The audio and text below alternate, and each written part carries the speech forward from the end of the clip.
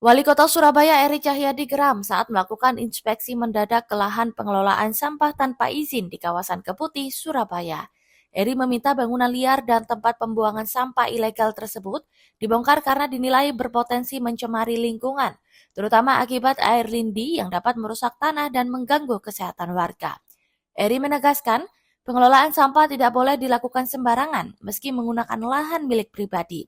Ia meminta aktivitas pemilihan sampah memenuhi standar, termasuk ketersediaan armada pengangkutan dan pengelolaan limbah yang sesuai ketentuan. Eri juga memastikan akan menindak tegas jika aktivitas tersebut terbukti merugikan atau mencemari lingkungan warga.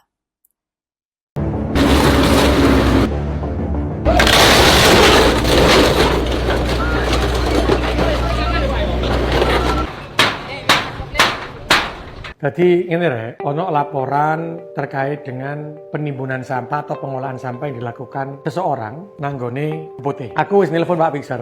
Di dalam undang-undang terkait pengolahan sampah, itu disebutno bahwa tidak boleh seseorang itu ketika mengolah sampah yang bisa mencemari lingkungan. Kalau aku nanggono.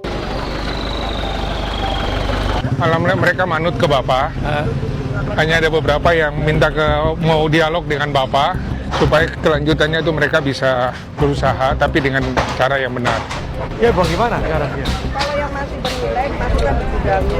Yang nggak bernilai? Yang nggak bernilai mereka itu punya barcode buang ke TPA.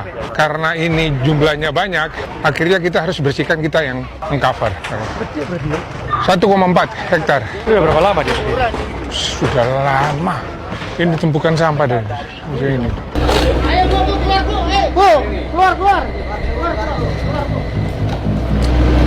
Jadi yang bernilai, keluarkan semua, bangunannya rubuhkan. Setelah itu yang bernilai dibawa ke gudangnya dia, kita antar.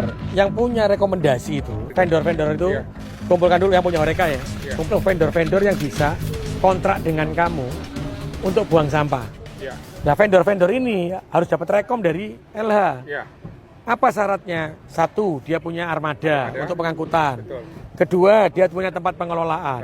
Pengelolaan Nah. ada di dalam ada 3R. Ya, ada TPS 3R, Ada ada IPAL-nya.